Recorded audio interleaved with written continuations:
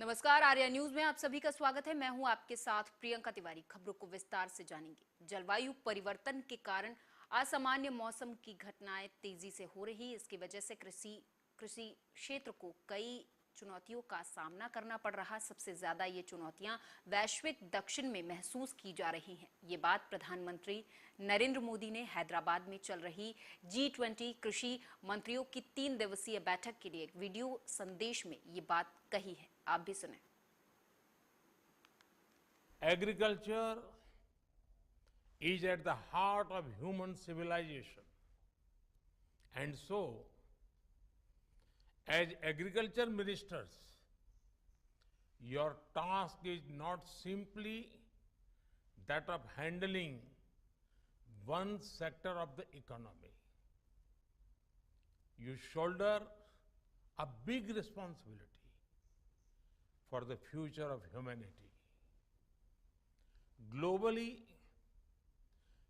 agriculture provides livelihood for over 2.5 billion people. In the global south, agriculture accounts for almost 30% of GDP and over 60% of jobs. And today, this sector faces several challenges. The supply chain disruption caused by the pandemic have been worsened by the impact of geopolitical tensions. Climate change is causing extreme weather events more and more frequently. These challenges are felt most by the global south.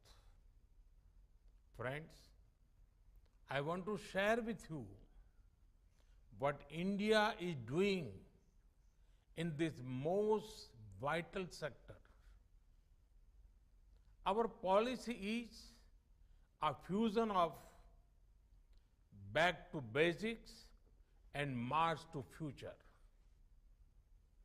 We are promoting natural farming as well as technology-enabled farming. Farmers all over India are taking up natural farming now. Let us embrace Sri Anna millets as the food of our choice.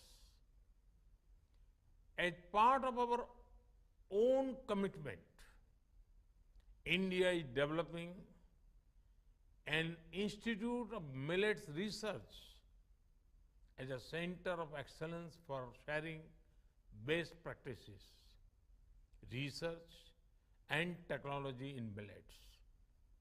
Friends, I urge you to deliberate on how to undertake collective action to achieve global food security. We must find ways to build sustainable and inclusive food systems focused on marginal farmers. We must find ways to strengthen global fertilizer supply chains. At the same time, adopt agricultural practices for better soil health, crop health, and yield. Traditional practices from different parts of the world may inspire us to develop alternative for regenerative agriculture. We need to empower our farmers with innovation and digital. UP के CM Yogi Adityanath ने शुक्रवार की सुबह सोनभद्र में party की ओर से महाजनसंपर्क अभियान की शुरुआत करने के साथ ही 414 करोड़ की 217 परियोजनाओं का लोकार्पण और शिलान्यास किया। डाइट परिसर उरमौरा में मुख्यमंत्री ने परियोजनाओं के लोकार्पण और शिलान्यास के बाद जनता को संबोधित भी किया है। अभी सुने। प्रधानमंत्री मोदी जी के 9 वर्ष के सफलतम कार्यकाल की इन उपलब्धियों को लेकर के आगामी कार्यक्रमों के प्रति अपने आशीर्वाद देने के लिए यहां पर उपस्थित हुए हैं। मैं इसके लिए आप सभी का हृदय से अभिनंदन करता हूं। भाइयों बहनों, जब सोनभद्र में आना है तो स्वाभाविक रूप से अपनी जिम्मेदारियों को भी निर्वहन करें। इस दृष्टि से आज इस जनपद के विकास से जुड़े हुए 414 करोड़ लागत की विभिन्न परियोजनाओं का लोकार्पण और शिलान्यास का कार्यक्रम भी संपन्न हुआ है। मैं इसके लिए आप सभी सोनभद्र वासियों को, माननीय जनप्रतिनिधियों को हृदय से बधाई देता हूं। इसके लिए मैं अतिरिक्त अभिनंदन का आप सबका करता हूं। भाइयों बहनों, इसके साथ ही एक कृषि विज्ञान केंद्र का भी शिलान्यास आज यहां पर हुआ है। हमारे अन्नदाता किसानों को कृषि क्षेत्र में तकनीक की जानकारी देने, कृषि क्षेत्र में प्रगति को और अच्छे ढंग से आगे बढ़ाने के लिए कृषि विज्ञान केंद्र भारत सरकार के सहयोग से आज यहां शिलान्यास किया जा रहा है। आज जब मैं प्रातःकाल आया तो मैं सबसे पहले जैसे ही यहां पर इस धरती को नमन करने के बाद मैंने सबसे पहले यहां पर निरीक्षण किया निर्माणाधीन मेडिकल कॉलेज का। भाइयों बहनों, अनुमान करिए, मेडिकल कॉलेज सोनभद्र में आज से 6 वर्ष पहले ये सपना था, लेकिन अब हकीकत बन चुकी है कि हमारे सोनभद्र में भी अपना एक मेडिकल कॉलेज होगा और भव्य मेडिकल कॉलेज यहां बनने जा रहा है। भाइयों बहनों, अगले सत्र में यहां पर हम प्रवेश भी करवाएंगे।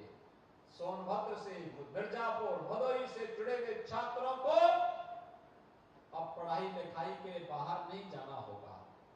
मेडिकल की परीक्षा अगर उन्हें पढ़ाई करनी है, उस प्रकार के डॉक्टर भी होंगे, चिकित्सक भी होंगे, नर्सिंग स्टाफ भी होगा, पैरामेडिक्स भी होगा, हजारों लोगों को नौकरी भी लगेगी और नौजवानों को, हमारे नवयुवकों को यहां पर मेडिकल की पढ़ाई करने का एक अवसर भी प्राप्त होगा।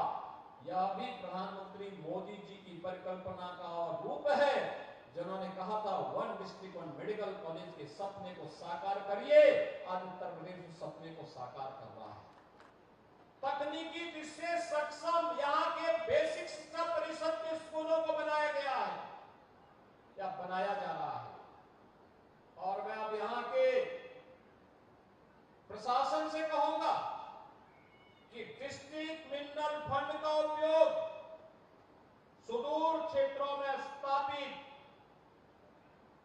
जो प्राथमिक स्वास्थ्य केंद्र हैं, उन सभी प्राथमिक स्वास्थ्य केंद्रों के साथ साथ यहां पर जितने उद्योग लगे हैं, उनके CSR मद के पैसे का उपयोग भी यहां पर हेल्थ एटीएम लगाने के लिए करें और हेल्थ एटीएम को जिला चिकित्सालय के साथ या KGMU और RML के साथ या SPPGI के साथ या BHU के साथ जोड़ करके सुदूर क्षेत्रों में रहने वाले हमारे जो वनवासी भाई बहन हैं, यहाँ के जनजातीय समाज से जुड़े हुए नागरिक हैं, उन लोगों को।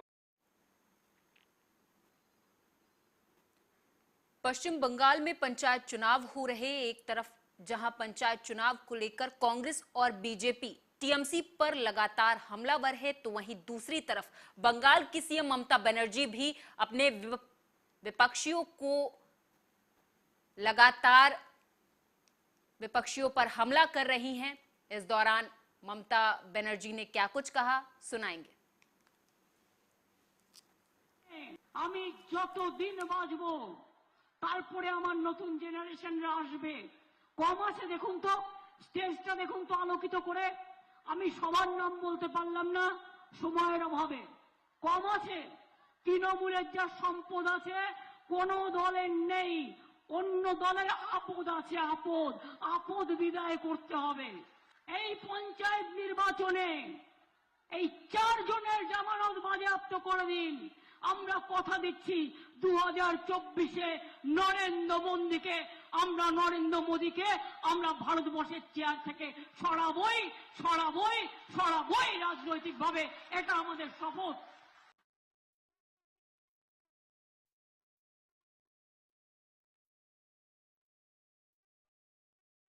बंगाल में पंचायत चुनाव हो रहे हैं, इसको लेकर लगातार बीजेपी और कांग्रेस टीएमसी पर हमलावर है। इसी को देखते हुए ममता बनर्जी भी बीजेपी पर लगातार निशाना साधने से पीछे नहीं हट रही।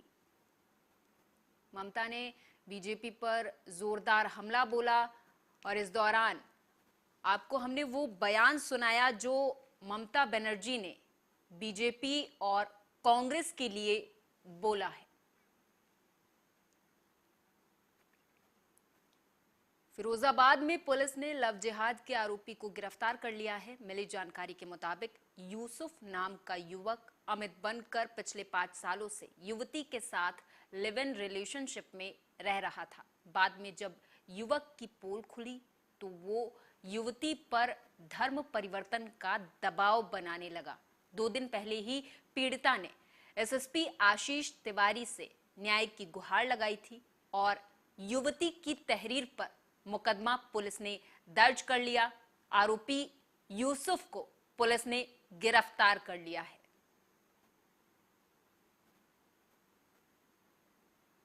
वो मुझे ले गया, बोला चलो शादी करेंगे, शादी बोल के 2-3 साल उसने मुझे रखा था।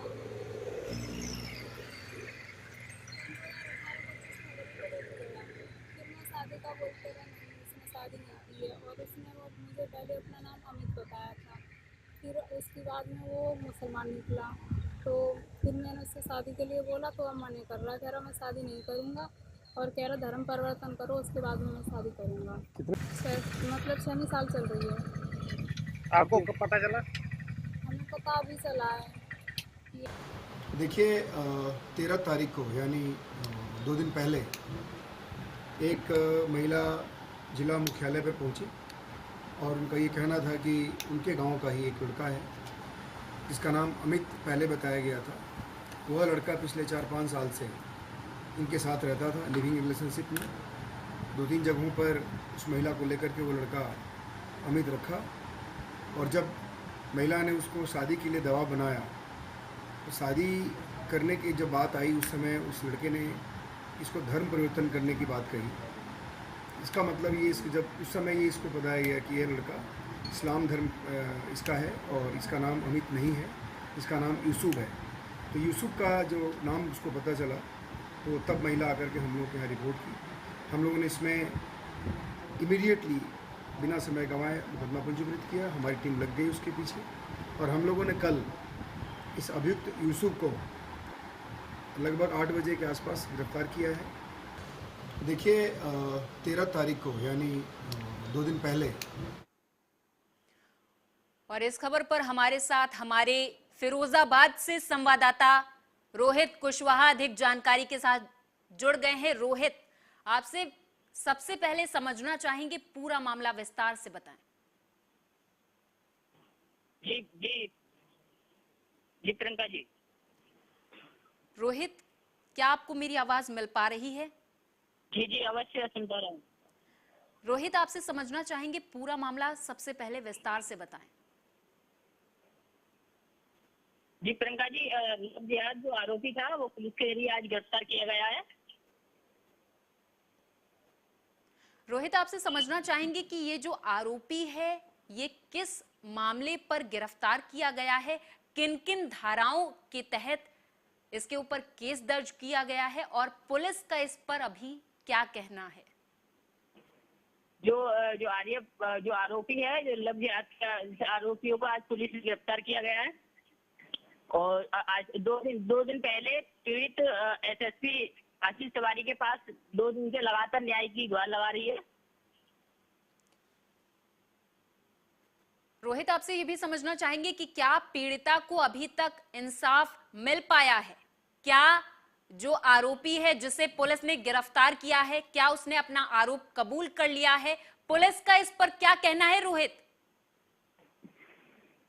जो आरोपी है उसको पुलिस के जरिए गिरफ्तार किया गया है और आज उसके तहत मुकदमा दर्ज किया गया है और आरोपी चलिए, बहुत बहुत धन्यवाद रोहित इस तमाम जानकारी के लिए। आप हमारे साथ जुड़े। तो फिरोजाबाद से ये खबर है जहां पर लव जिहाद के आरोपी को पुलिस ने गिरफ्तार कर लिया है, पूछताछ जारी है।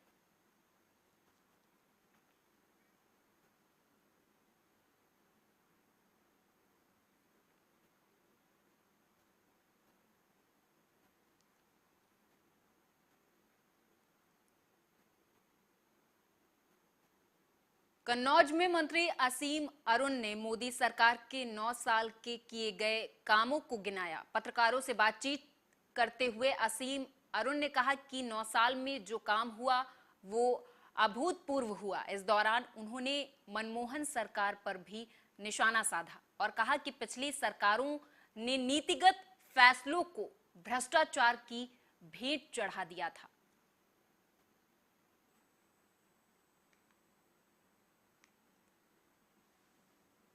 मैं चाहूँगा कि पिछले 9 वर्ष पूरी तरीके से बड़े बदलाव वाले रहे और उससे पिछले 10 वर्ष जो यूपीए सरकार के थे वो पूरी तरीके से नीतिगत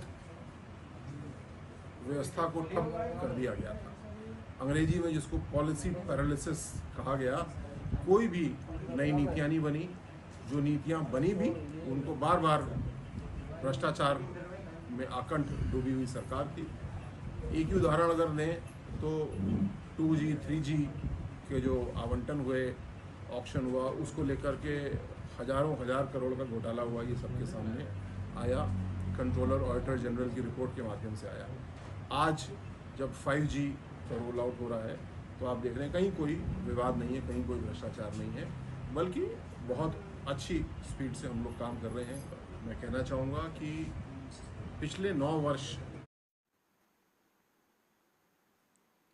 एक बार फिर से गंगा नदी पर बने शास्त्री पुल का 7.48 करोड़ की लागत से मरम्मत का कार्य किया जाएगा। 3 साल में तीसरी बार मरम्मत के लिए 7.5 करोड़ खर्च का अनुमान है। तीसरी बार पुल की मरम्मत के बाद पुल की मरम्मत में कुल मिलाकर 21 बताते चले कि हर मरम्मत के कुछ माह बाद फिर इस पुल को जर्जर बताकर भारी वाहनों की आवाजाही पर रोक लगा दिया जाता है। शास्त्री पुल के ऊपर क्योंकि भारी वाहनों का आवागमन रोक दिया गया था, टेक्निकल टीम का ये कहना था कि भारी वाहनों का भार सह पाने में पुल सक्षम नहीं था। इसी के क्रम में ये शासन से स्वीकृत कराकर लगभग 7.5 करोड़ में पुल की मरम्मत की जाएगी। लगभग 5 महीने में कार्य पूरा कर दिया जाएगा। पूरे समय आवागमन बाधित नहीं रहेगा, बीच में यदि कुछ समय रहेगा तो पहले से इत्तला की जाएगी और ये पुल की मरम्मत होने के बाद मुझे उम्मीद है कि सभी भारी वाहन जो ओवरलोडेड नहीं होंगे वो लोग यहाँ से आराम से जा सकेंगे। मंदिर से दर्शन कर वापस घर लौट रहे श्रद्धालुओं की गाड़ी बाइक सवार को बचाने के चक्कर में अनियंत्रित होकर पलट गई और आधा दर्जन श्रद्धालु घायल हो गए। बता दें कि ये पूरा मामला सरेनी थाना क्षेत्र के पांडे गांव के पास का है, जहां गोगासू स्थित मां संकटा देवी मंदिर में दर्शन करके परिवार के साथ सभी लोग अपने घर वापस आ रहे थे। तभी अचानक सामने से एक बाइक सवार युवक आ गया, जिसे बचाने की वजह से बोलेरो गाड़ी अनियंत्रित होकर सड़क के किनारे पलट गई और पलटने के बाद नीम के पेड़ से टकरा गई। वहीं गाड़ी में सवार लोगों की चीख पुकार सुनकर स्थानीय लोग वहां मदद के लिए भागे और गाड़ी में फंसे सभी लोगों को बाहर निकाल लिया गया। एम्बुलेंस की मदद से सभी घायलों को अस्पताल पहुंचा दिया गया है। गोरखपुर के विजय चौक की विजय टॉकीज में लगी फिल्म आदिपुरुष, जो कि भगवान श्री राम के जीवन पर आधारित फिल्म है, जिसे देखने के लिए लोगों का हुजूम देखने को मिला है। और इस फिल्म को देखने के लिए सांसद रवि किशन भी पहुंचे। साथ ही विश्व हिंदू महासंघ के लोग हनुमान चालीसा का पाठ कर फिल्म का समर्थन करते हुए नजर आए। आज भारत के अंदर जितने भी फिल्म बनाते हैं, ये चाहे वो किसी भी तरह का मूवी बनाते हो, इसमें आज तक हमारे सनातन धर्म के देवताओं का अनादर करने का इन्होंने कार्य किया था। आज भी जो मूवियाँ जो बनती हैं, इनके कभी जैसे कि मान लीजिए कि इन्होंने फिल्म बनाया और सनातन धर्म के हमारे शंकर जी को, हनुमान जी का इन्होंने अनादर करते हुए फिल्म को बनाया, जिस पर मैंने काफ़ी विरोध किया था, काफ़ी विरोध किया, असफल रहा हो। चालीसा का पाठ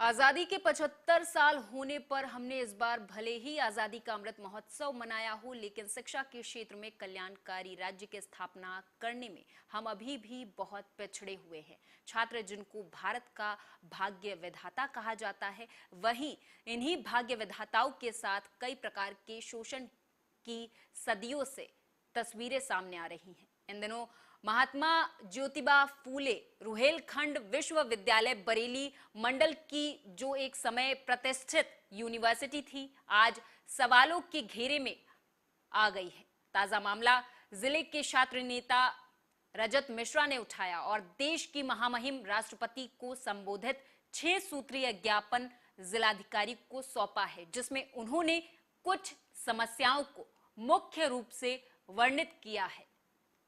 विद्यालयों में शासन चुनाव को रोका गया, जैसा कि सुनने में आ रहा, विश्वविद्यालय का शासन चुनाव बहाल कर दिया गया।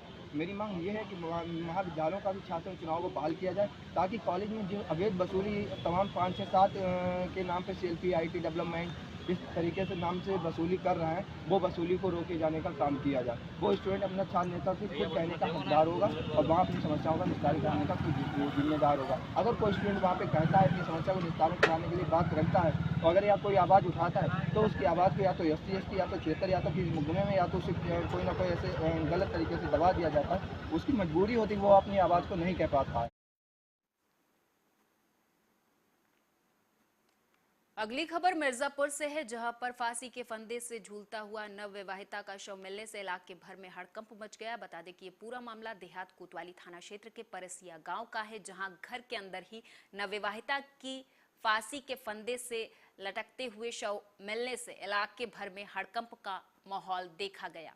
वहीं सूचना पर पहुंची पुलिस ने हालांकि शव को कब्जे में लेकर पोस्टमार्टम के लिए भेज दिया है। अभी बताते चले कि हाल ही में उस विवाहिता की शादी 6 मई 2023 को हुई थी। फिलहाल पुलिस अब इस पूरे मामले की छानबीन कर रही है। प्रातः थाना कोतवाली ग्राम परसिया में यह सूचना मिली कि एक नवविवाहिता द्वारा फांसी लगाकर जान दी गई है। इस पर मैं और स्थानीय थाना की टीम मौके पर आई तो पता चला कि इसी वर्ष इसका 1 माह पूर्व विवाह हुआ है और ये मृत पाई गई है। इस संबंध में मायके वालों को सूचना दी गई है, वो आ रहे हैं।